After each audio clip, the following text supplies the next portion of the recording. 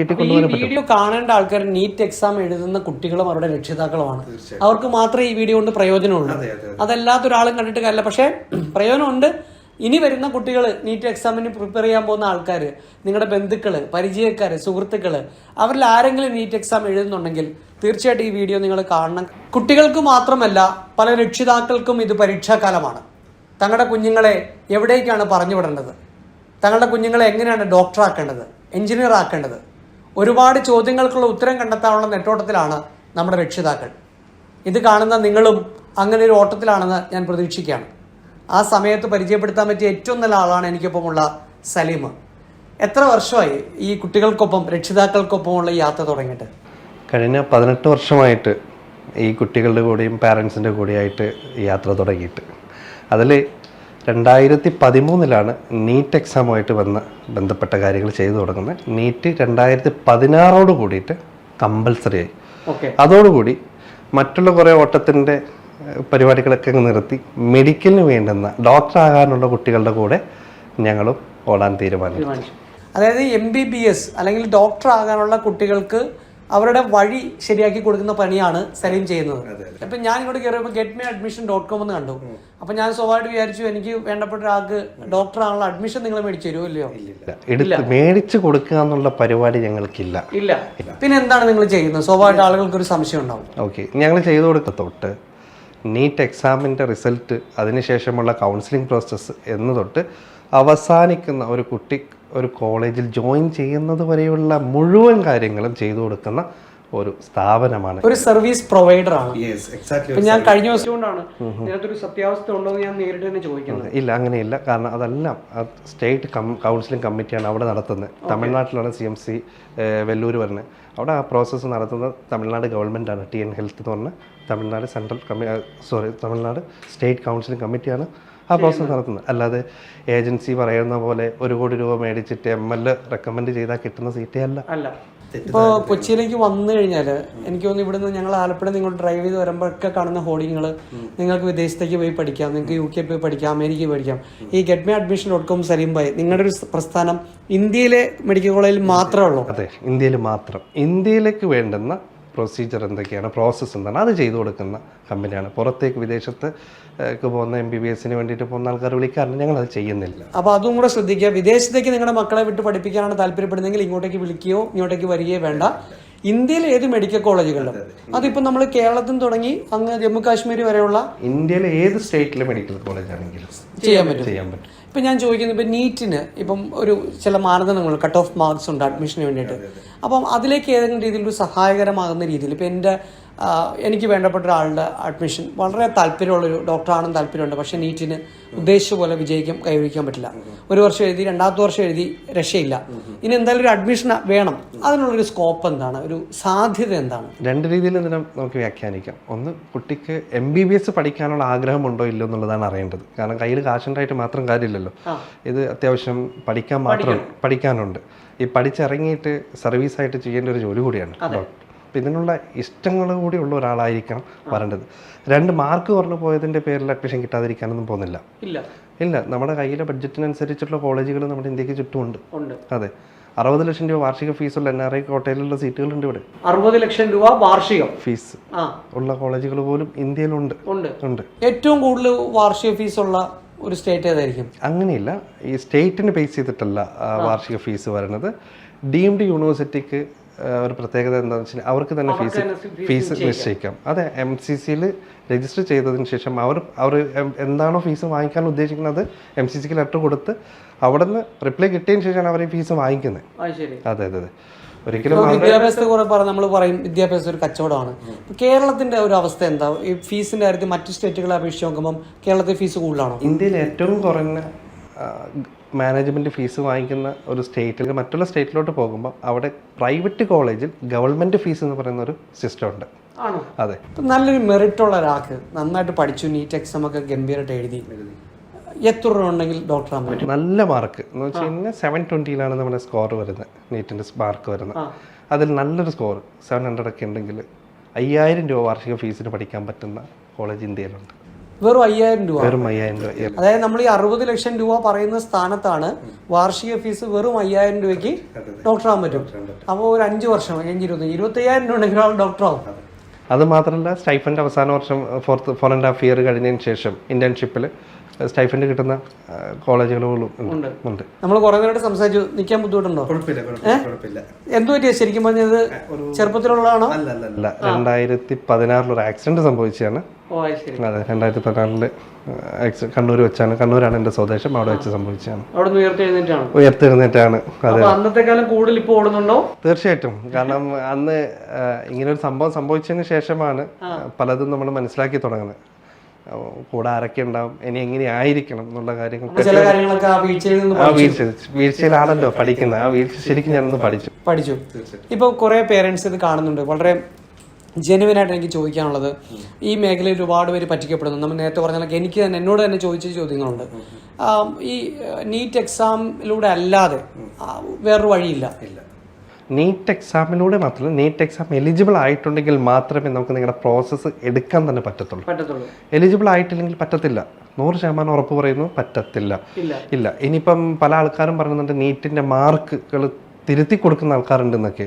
അങ്ങനെയുള്ള ആൾക്കാരും നമുക്ക് ചുറ്റുമുണ്ടെന്നാണ് കേൾക്കാൻ പറ്റുന്നത്. അതിനൊന്നും പോകരുത്, ചെയ്യരുത്. റിക്വസ്റ്റ് ആണ്. കാരണം ഇത് അങ്ങനെയുള്ളൊരു കാര്യം ഇല്ല, ചെയ്യാൻ. ഞാൻ ചോദിക്കുന്ന ആളുകൾക്ക് ഇപ്പോഴും ഒരു സംശയം ഉണ്ട്, നിങ്ങളൊരു ഏജന്റ് ആണോ അല്ലെങ്കിൽ ഒരു കോളേജും ഒരു വിദ്യാർത്ഥിയും തമ്മിലുള്ള ഇടനിലക്കാരനാണെന്നൊക്കെ ആളുകൾക്ക് സംശയം ഉണ്ടാവും. getmyadmission.com എന്ന് പറഞ്ഞ നിങ്ങളുടെ കമ്പനി, അല്ലെങ്കിൽ എഡ്യൂക്സ് കരിയർ എന്ന് പറയുന്ന സൊല്യൂഷൻസ് എന്ന് പറഞ്ഞാൽ പ്രൈവറ്റ് ലിമിറ്റഡ്, അല്ലെങ്കിൽ സലീം എന്ന് പറഞ്ഞ കമ്പനി, നിങ്ങളൊരു ഏജന്റ് ആണോ അതോ ഈ കുട്ടികൾ രക്ഷിതാക്കളായിട്ട് വരുമ്പോൾ ബാഗ് നിറച്ച് പൈസ നിങ്ങൾ മേടിച്ചു വെച്ചിട്ട് അവരെ പറ്റിക്കുന്ന ഇടപാടാണെന്നാണ് ഞാൻ ചോദിക്കുന്നത്. നല്ലൊരു ചോദ്യമാണ്. ഇതെല്ലാവരും കേൾക്കണം. ഞങ്ങളെ സംബന്ധിച്ച് ഞങ്ങൾ ഏജന്റ് അല്ല, കോളേജിൻ്റെ ഓതറൈസ്ഡ് ആയിട്ടുള്ള ഒരാളല്ല. ഞങ്ങൾ വെറും സർവീസ് പ്രൊവൈഡ് ചെയ്യുന്ന, സർവീസ് ചാർജ് വാങ്ങി എൻ്റെ സർവീസ് നിങ്ങൾക്ക് വേണമെങ്കിൽ അത് മുൻകൂട്ടി തരണം. പരിപാടി കഴിഞ്ഞിട്ട് ഞാൻ സർവീസ് ചാർജ് തരാമെന്ന് പറയുന്ന പരിപാടിക്ക് ഞങ്ങളില്ല. എൻ്റെ സർവീസ്, ഞങ്ങളുടെ കമ്പനിയുടെ സർവീസ് നിങ്ങൾക്ക് ആവശ്യമുണ്ടെങ്കിൽ ഞങ്ങളുടെ സർവീസ് എഗ്രിമെൻറ്റ് വായിച്ച് നോക്കി അതിൽ പറഞ്ഞ കാര്യങ്ങൾക്കെല്ലാം നിങ്ങൾ താല്പര്യമുണ്ടെങ്കിൽ മാത്രമേ നിങ്ങൾ എൻ്റെ ക്ലയൻ്റ് ആവേണ്ട ആവശ്യമുള്ളൂ. അതിൽ വ്യക്തമായിട്ട് എഴുതിയിട്ടുണ്ട് GST എമൗണ്ടോട് കൂടിയിട്ടാണ് ഞങ്ങൾ സർവീസ് ചാർജ് മേടിക്കുന്നത്. ആ GST എമൗണ്ട് മേടിക്കുന്നതിന് നിങ്ങൾക്ക് എന്ത് തരുന്നുണ്ട്? ബില്ല് തരുന്നുണ്ട്. ഇൻ കേസ് നമ്മൾ പറഞ്ഞ ബഡ്ജറ്റും നമ്മൾ പറഞ്ഞ കാര്യങ്ങളൊക്കെ നോക്കി നിങ്ങളുടെ ബഡ്ജറ്റ് ഏറ്റവും കുറഞ്ഞ ബഡ്ജറ്റിലാണ് നിൽക്കുന്നത്, നിങ്ങളുടെ സ്കോറും കുറവാണ്, ഈ അവസരത്തിൽ നമുക്കൊരു സീറ്റ് കിട്ടാതെ പോയി, നിങ്ങൾ പറയാണ് സലീമേ നമുക്ക് ശ്രമിക്കാം, ഇല്ലെങ്കിൽ എൻ്റെ കുട്ടി 1 വർഷം കൂടി റിപ്പീറ്റ് ചെയ്യുന്നുണ്ട്, പഠിക്കുന്നുണ്ട്, അപ്പോൾ അതിൻ്റെ കൂടെ നമുക്ക് ഇതും കൂടി നോക്കാം എന്ന് പറഞ്ഞ് എന്നെ സർവീസ് ചാർജ് ഏൽപ്പിച്ചു. അവസാനം അത് കിട്ടിയില്ല. കുട്ടി റിപ്പീറ്റ് ചെയ്തിട്ട് കുറച്ചും കൂടി നന്നായിട്ട് മാർക്കൊക്കെ മേടിച്ചു തുടങ്ങി. സലീം ഭായി കുഴപ്പമൊന്നുമില്ല എന്ന് പറയുമ്പം സലീം ഭായി ആ പൈസ തിരിച്ചു തരുമെന്ന് ചോദിക്കേണ്ട ആവശ്യമില്ല. ഞങ്ങളുടെ എഗ്രിമെൻറ്റിലുണ്ട്, കിട്ടിയില്ലെന്നുണ്ടെങ്കിൽ ആ പൈസ തിരിച്ചു തരും. അതായത് ഒരു ഇത്രയും വലിയ പ്രൊസീജിയറും ബുദ്ധിമുട്ടും നിങ്ങൾ സഹിച്ചെങ്കിലും ഒരാൾക്ക്, നിങ്ങൾ ഉദ്ദേശിക്കുന്ന ഒരു കുട്ടിക്ക്, ഒരു വിദ്യാർത്ഥിക്ക് അഡ്മിഷൻ കിട്ടിയില്ലെങ്കിൽ ഈ സർവീസ് ഉറപ്പായിട്ട് അതിൽ GST എമൗണ്ട് അതൊരു സർവീസാണ്. അത് ഹ്യൂമൻ സർവീസ്, ഒരു മാനസികമായിട്ടുള്ള പരിഗണന. കാരണം അവരോട് പറയുന്നുണ്ട് 1 വർഷം കിട്ടിയില്ലെങ്കിൽ എൻ്റെ മകൻ റിപ്പീറ്റിന് പോകാൻ തയ്യാറായിട്ടാണ് അവർ വരുന്നത്. ഈ ഡിസ്കഷനൊക്കെ നടത്തിയതിന് ശേഷം മാത്രമാണ് സർവീസ് ചാർജ് ചോദിക്കുന്നുള്ളൂ. ഒന്നാമത്തെ കോളിൽ ഒരിക്കലും ഞങ്ങൾ സർവീസ് ചാർജ് തന്നാലേ സംസാരിക്കുന്നു പറയണില്ല. ആദ്യത്തെ കോളിൽ ഞങ്ങൾ ബേസ് ആയിട്ടുള്ള കാര്യങ്ങളെല്ലാം പറഞ്ഞു കൊടുക്കുന്നുണ്ട്. ഈ വീഡിയോ കാണുന്ന ആൾക്കാരും അത് തന്നെയാണ് ശ്രദ്ധിക്കാനുള്ളത്. ഞങ്ങൾ ഫ്രീ ആയിട്ട് ചെയ്യുന്ന ഒരു പ്രസ്ഥാനമല്ല. എൻ്റെ കാര്യങ്ങളും ഇവിടെയുള്ള സ്റ്റാഫിൻ്റെ കാര്യങ്ങളൊക്കെ നടന്നു പോകണമെന്നുണ്ടെങ്കിൽ ഞങ്ങൾക്ക് ഈ സർവീസ് ചാർജ് കിട്ടിയേ പറ്റും. കിട്ടിയാൽ മാത്രമേ ഞങ്ങൾക്ക് ഇത് തുടർന്ന് മുന്നോട്ട് പോകാനും പറ്റും. ഇതിനകത്ത് ഏറ്റവും വലിയൊരു നന്മ സലീം ഭായി പറഞ്ഞു വെക്കുന്നുണ്ട്. അതായത് സർവീസ് ചാർജ് വാങ്ങിയാൽ അത് മുൻകൂർ തന്നെ വാങ്ങുമെന്ന് കൃത്യമായിട്ട് പറയുന്നുണ്ട്, GST അടക്കം. പക്ഷേ ആ കുട്ടിക്ക് അപ്പോൾ നിങ്ങൾക്ക് ധൈര്യപൂർവ്വം കടന്നു വരാം. കാരണം ആ സർവീസ് ചാർജ് ഒരിക്കലും നമുക്ക് നഷ്ടമായിട്ട് നിങ്ങൾ കരുതണ്ട, അല്ലേ? തീർച്ചയായിട്ടും. അതായത് ഒരു ഫുൾ ലോസ് ആയിട്ട് നിങ്ങൾക്ക് പോകത്തില്ല. ആപ്പാടെ പോകുന്ന സർവീസ് ചാർജിന്റെ GST എമൗണ്ട് മാത്രമാണ്. ആ കുട്ടിക്ക് അഡ്മിഷൻ കിട്ടിയില്ലെങ്കിൽ മാത്രം, കിട്ടുവാണെങ്കിൽ അതൊരു എക്സ്ട്രാ ബോണസ് ആയിട്ട്. 186 പേർക്ക് കഴിഞ്ഞ വർഷം സർവീസ് ചെയ്തതിൽ 3 പേരുടെ പൈസ മാത്രമേ ഞങ്ങൾ തിരിച്ചു കൊടുക്കേണ്ടി വന്നിട്ടുള്ളൂ. ഇതിന്റെ പുറകിലൊക്കെ നല്ല ചിരിച്ചുകൊണ്ടിരിക്കുന്ന മക്കളോടൊപ്പം തോളത്ത് കയറ്റിയിരിക്കുന്ന അപ്പനെ അമ്മയൊക്കെയാണ് ഞാൻ കാണുന്നത്. എനിക്കൊന്ന് ഒരുപാട് പേരുടെ സന്തോഷം സലീം കാണുന്നുണ്ട്. അതിനേക്കാൾ ഉപരി കിട്ടില്ല എന്ന് പ്രതീക്ഷിച്ച ആൾക്കാർ പോലും ഇവിടെ വന്ന് നിങ്ങളുടെ ഒരു കോൺഫിഡൻസിൽ അല്ലേ? തീർച്ചയായിട്ടും ചെയ്തു. അതെ. കാരണം ഒരുപക്ഷെ അവരെ സംബന്ധിച്ച് അവർ പറഞ്ഞ ബഡ്ജറ്റ് 50 ലക്ഷം രൂപയാണ് എൻ്റെ കയ്യിലുള്ളൂ, സ്കോർ ഇത്രയാണ്, പിന്നെ എൻ്റെ കയ്യിൽ വസ്തു ഉണ്ട്, അല്ലെങ്കിൽ ഇന്ന കാര്യങ്ങളെല്ലാം ഉണ്ട്. അത് പിന്നെ മക്കൾക്ക് വേണ്ടി തന്നെയല്ലേ ഞങ്ങളായിട്ട് സംസാരിച്ചപ്പോൾ പറയുന്നത് കുട്ടിക്ക് പഠിക്കാനുള്ള താല്പര്യമുണ്ട്, നിങ്ങൾക്ക് എന്തെങ്കിലും ചെയ്തു കൊടുക്കാൻ പറ്റുന്ന ഈ പറഞ്ഞ ബഡ്ജറ്റിൻ്റെ കൂടെ കുറച്ചുകൂടി ഒന്ന് കൂട്ടാൻ പറ്റിയെങ്കിൽ ഉറപ്പായിട്ട് ഈ വർഷം നിങ്ങളുടെ കുട്ടിക്ക് അഡ്മിഷൻ കിട്ടാനുള്ള സാധ്യതയുണ്ട്. അങ്ങനെ വന്ന് കൺവിൻസ് ചെയ്തിട്ട് സംസാരിച്ച് കാര്യങ്ങൾ ചെയ്ത ആൾക്കാരും ഉണ്ട്. അതിനേക്കാൾ ഉപരി ഒരു കാര്യം പറയാനുള്ളത്, ഞങ്ങളുടെ ഈ സർവീസ് കേരളത്തിലുള്ള 14 ജില്ലയിലും, ഉദാഹരണം ഐപ്പ് ആലപ്പുഴയാണ്, ആലപ്പുഴയിൽ നിന്ന് എന്നോട് വിളിച്ചു സംസാരിച്ചു, ഐപ്പ് ചോദിക്കുകയാണ് ഈ അടുത്ത ആലപ്പുഴ ജില്ലയിൽ നിന്ന് ആരെങ്കിലും നിങ്ങളുടെ സർവീസ് നേടിയവരുണ്ടോ, ഉറപ്പായിട്ട് ഞങ്ങൾക്ക് തരാൻ പറ്റും, ഉറപ്പായിട്ട് റെഫറൻസ് തരാൻ പറ്റും. അപ്പൊ സലീം ഭായിയുടെ പറഞ്ഞൊരു ടെസ്റ്റിമോണിയൽ ഉണ്ട്, ഇവിടെ നിന്ന് വന്ന് അഡ്മിഷൻ എടുത്ത രക്ഷിതാക്കളുടെയോ കുട്ടികളുടെയോ ടെസ്റ്റിമോണിയൽ അഡ്മിഷൻ പ്രൊസീജിയർ ചെയ്ത അഡ്മിഷൻ എടുത്തെന്ന് പറയുന്നത് തെറ്റാണ്. അഡ്മിഷൻ പ്രൊസീജിയർ എടുത്തിയ കുട്ടികളുടെയോ രക്ഷിതാക്കളുടെയോ റെഫറൻസ് വേണമെങ്കിൽ തരാനും തയ്യാറാണ്. കാരണം നിങ്ങൾക്ക് അവരെ വിളിച്ചു ചോദിച്ച് ഇവർ വിശ്വസിക്കാൻ കൊള്ളുന്ന ആൾക്കാരാണോ, തട്ടിപ്പുകാരാണോ പറ്റിപ്പുകാരാണോ എന്ന് ചോദിച്ചു മനസ്സിലാക്കിയതിന് ശേഷം മാത്രം നിങ്ങൾ കൊച്ചിയിലെ പാലാരിവട്ടത്തുള്ള ഇവരുടെ ഓഫീസിലേക്ക് കയറി വന്നാൽ മതി, അല്ലെങ്കിൽ ഇവരെ ഫോൺ ചെയ്താൽ മതി അല്ലേ. അത് മാത്രമല്ല, നിങ്ങളുടെ സർവീസ് ചാർജ് നഷ്ടമാവുക, ആ പൈസ മേടിച്ച് ഇവർ പറ്റിച്ചിട്ട് പോകാനുള്ള പരിപാടിയാണെന്ന് നിങ്ങൾ ധരിക്കേണ്ട. ആ പൈസ തിരിച്ച് കിട്ടാനുള്ള സാധ്യതയുണ്ട്. പക്ഷെ അതിനൊന്നും ഇടവരണ്ട, കിട്ടുമെന്ന് തന്നെ പ്രതീക്ഷയോടെ തന്നെ നിങ്ങളിലേക്ക് കടന്നു വരാൻ പറ്റും അല്ലേ. പ്രത്യേകിച്ച് ഇതിന്റെ പ്രൊസീജിയർ ഒരു ഇപ്പൊ ഞാൻ പറയുന്നു, പ്രവാസികളായിട്ടുള്ള കുറെ ആൾക്കാർ അവരുടെ കയ്യിൽ പൈസയൊക്കെ ഉണ്ടാവും, പക്ഷെ സമയം ഒരു പ്രധാനപ്പെട്ട ഒരു വിഷയമാണ്. സമയമാണ് ഇതിൽ മുഖ്യ ഘടകം. അപ്പോൾ ഈ നേരത്തെ പറഞ്ഞ പോലെ ഈ നമ്മളൊരു നോട്ടിഫിക്കേഷൻ വന്ന് ഇത്ര മണിക്കൂറിനുള്ളിൽ അത് പ്രൊസീജിയർ നടത്തിയില്ലെങ്കിൽ നമുക്ക് അഡ്മിഷൻ ഇല്ലാതായി പോകും. പിന്നീട് നമ്മുടെ കയ്യിൽ ഇനിയിപ്പം എത്ര രൂപ ഉണ്ടെന്ന് പറഞ്ഞു കഴിഞ്ഞാലും ചാക്കിൽ കാശുണ്ട് കൊടുത്തിട്ട് പോയി കഴിഞ്ഞാൽ അവിടെ സീറ്റില്ല. കാരണം നിങ്ങൾക്ക് ആ സ്റ്റേറ്റിലെ രജിസ്ട്രേഷൻ നടത്താൻ പറ്റിയിട്ടില്ല, ആ സ്റ്റേറ്റിന് ഒരു മെഡിക്കൽ റാങ്ക് ലിസ്റ്റ് ഉൾപ്പെടുത്തുന്നുണ്ട്, അതിൽ നിങ്ങൾ പെട്ടിട്ടില്ല. ഇതൊന്നും ഇല്ലെങ്കിൽ പിന്നെ നിങ്ങളുടെ കയ്യിൽ കാശിന് കാണണം. കാരണം സലീം ഭായി പറയുന്നൊരു കാര്യം, ഇപ്പം ഞാൻ ഒരു നീറ്റ് എക്സാം എഴുതാത്ത ഒരാളാണ്, പക്ഷെ എന്നെക്കാളും കൂടുതൽ ആശങ്ക നിങ്ങൾക്കുണ്ടാവും. തീർച്ചയായിട്ടും ഇവിടെ വന്നു കഴിഞ്ഞാൽ നിങ്ങളെ വെറുതെ പറഞ്ഞു വിടത്തില്ല. ഒരു സർവീസ് ചാർജ് ഉണ്ട്, അത് വളരെ കൃത്യമായിട്ട് തന്നെ അവതരിപ്പിക്കുകയാണ്. GST അടക്കമുള്ള ഒരു സർവീസ് ചാർജ് ഉണ്ട്, പക്ഷെ അതിനകത്തൊരു ഗ്യാരണ്ടിയും കൂടെ നിങ്ങൾ കൊടുക്കുന്നു. അപ്പോൾ സലീം ഭായിയുടെയും getmeadmission.comന്റെയും ഈ സ്ഥാപനത്തിൽ കഴിഞ്ഞ വർഷം അഡ്മിഷൻ കിട്ടിയ കുട്ടികളുടെ ലിസ്റ്റ് ഓഫ് ഡോക്യുമെന്റ്സ് ആണ് എൻ്റെ കയ്യിലുള്ളത്. അപ്പോൾ നിങ്ങൾ ഇങ്ങോട്ടേക്ക് കടന്നു വന്നാൽ ഇവിടെ ആർക്കെങ്കിലും അഡ്മിഷൻ കൊടുത്തിട്ടുണ്ടെന്ന് ചോദിച്ചാൽ എടുത്ത് കാണിക്കാൻ ഒരുപാട് കുട്ടികളുടെ രേഖയുണ്ട്, അവരുടെ ടെസ്റ്റിമോണിയൽസ് ഉണ്ട്, പേരൻസിൻ്റെ ഫോൺ നമ്പരും നിങ്ങൾക്ക് കിട്ടും. അപ്പോൾ അത് കണ്ടറിഞ്ഞ് തൊട്ട് വിശ്വസിച്ച് മാത്രം നിങ്ങൾ ഇവിടേക്ക് കടന്നു വന്നാൽ മതി. തുടക്കത്തിൽ സൂചിപ്പിച്ചു കുറേ ആൾക്കാർ ഇതിനകത്ത് പറ്റിക്കപ്പെടുന്നുണ്ട്, വഞ്ചിതരാകുന്നുണ്ട്. ഒരു രക്ഷകർത്താവ് കുട്ടിക്ക് അഡ്മിഷൻ എടുക്കാനായിട്ട് ഏത് വഴിയിൽ പോകണം ശരിക്കും പറഞ്ഞാൽ? ഏത് വഴിയിൽ നിങ്ങൾ ചോദിച്ചേക്കുന്നത് കാശുണ്ടെങ്കിൽ എടുത്തിട്ട് പോകാൻ പറ്റുമോ എന്നുള്ള. ഒരാൾ പറഞ്ഞു ഞാൻ അഡ്മിഷൻ മേടിച്ചു കുറച്ച് പൈസ തരാൻ പറഞ്ഞാൽ കൊടുക്കണമോ വേണ്ടേ? 100% കൊടുക്കാൻ പാടില്ല, 100%. കാരണം സെൻട്രലൈസ്ഡ് കൗൺസിലിംഗ് പ്രോസസ്സാണ് ഇവിടെ നടക്കുന്നത്.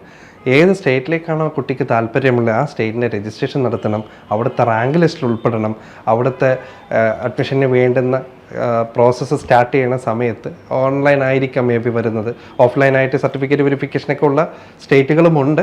മിക്ക കോളേജുകളും ഈ 2020 ശേഷം കൊറോണയ്ക്ക് ശേഷം ഓൺലൈനിലോട്ട് മാറിയിട്ടുണ്ട് പ്രോസസ്സ്.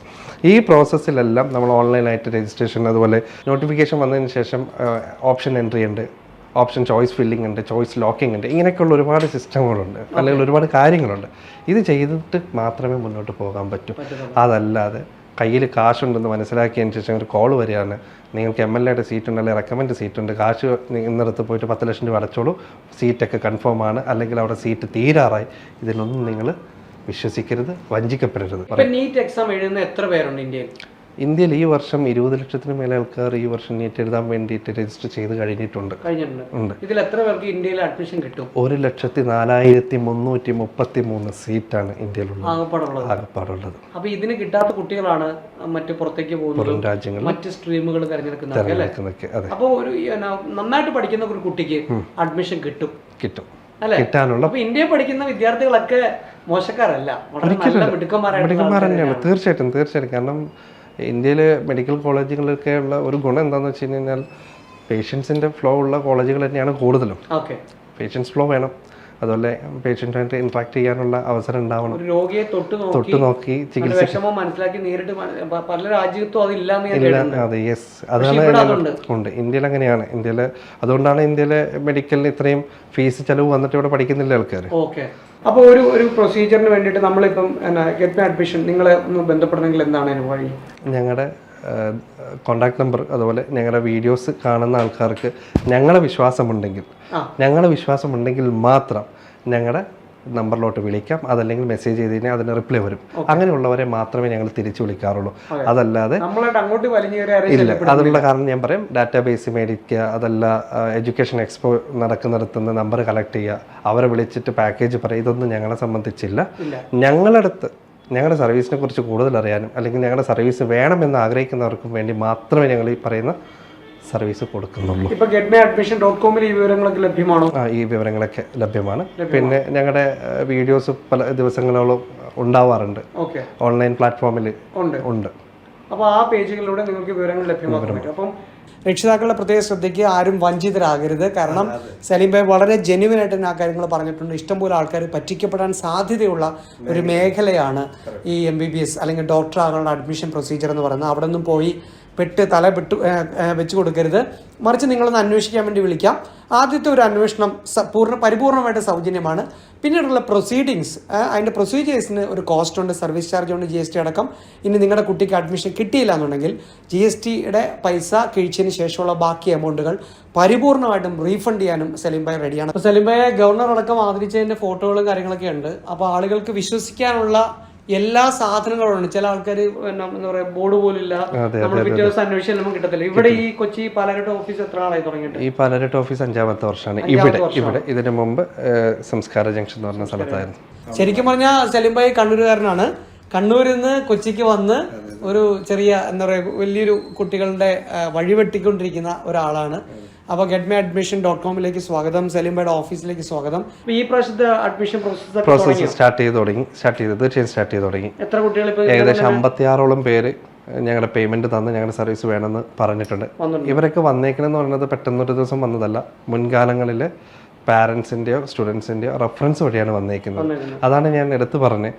നമുക്ക് കേരളത്തിലെ ഏത് ജില്ല ഒറ്റ കാര്യം, ഇപ്പൊ സർവീസ് ചാർജ് നമ്മൾ ഒരുപാട് പറഞ്ഞെങ്കിൽ എത്രയാണ് സർവീസ് ചാർജ് എന്ന് പറഞ്ഞിട്ടില്ല. ഇല്ല, അത് പറഞ്ഞില്ലെങ്കിലും കുഴപ്പമില്ല. പക്ഷെ ഞാൻ ചോദിക്കുന്നത് ഓരോ സ്റ്റേറ്റിനും വ്യത്യസ്തമാണോ? ഇല്ല, കോഴ്സിനാണ്. ഇപ്പൊ ഉദാഹരണത്തിന് ഗവൺമെന്റ് സീറ്റിലേക്ക് ഞാൻ പറഞ്ഞു 10,000 രൂപ ഒരു സംഖ്യയാണ് വാങ്ങുന്നത്. NRIക്ക് വേറൊരു കാര്യമാണ് വാങ്ങുന്നത്. അതുപോലെ ഡീംഡിലെ ഫീസ് 20 ലക്ഷം രൂപ അല്ലെങ്കിൽ 18 ലക്ഷം രൂപയ്ക്ക് മേലെ വാങ്ങുന്നതിന് ഒരു സർവീസ് ചാർജ്. എന്നാലും സർവീസ് ചാർജ് നമ്മൾ ഇത്രയും ലക്ഷം രൂപ കൊടുത്ത് നമ്മുടെ കുഞ്ഞുങ്ങളെ പഠിപ്പിക്കുമ്പോൾ അത് പ്രോപ്പറായിട്ട് ചെയ്യാൻ, അതിന്റെ പ്രൊസീജിയർ യാതൊരു വിധത്തിലുള്ള വീഴ്ചകളില്ലാതെ, ഒരു ലാപ്സും ഇല്ലാതെ, ഒരു ഗ്യാപ്പും ഇല്ലാതെ ഫില്ല് ചെയ്യാൻ പറ്റുന്ന ഒരു ടീമാണ്. അങ്ങനെ ഒരു ലാപ്സ് വന്നു കഴിഞ്ഞാൽ ആ സ്റ്റേറ്റിൽ പഠിക്കാനുള്ള അവസരമില്ല. അതാണ് മനസ്സിലാക്കേണ്ടത്.